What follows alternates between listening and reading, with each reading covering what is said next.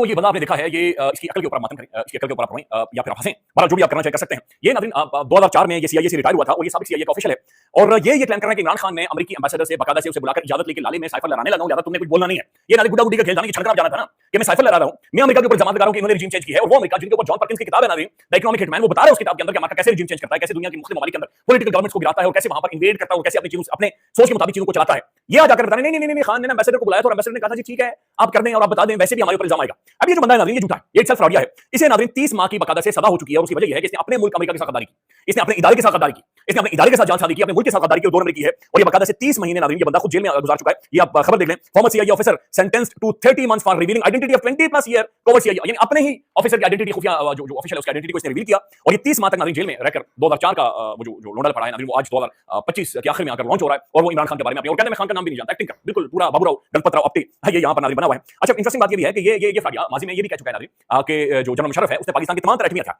एटमी हथियार उठाए और अमेरिका के हवाले किए। यानी एटमी हथियार ऐसे जैसे अंडे है ना, बकेट में डाले और अमेरिका को दे दिए छुपा कर, आप ये लेकर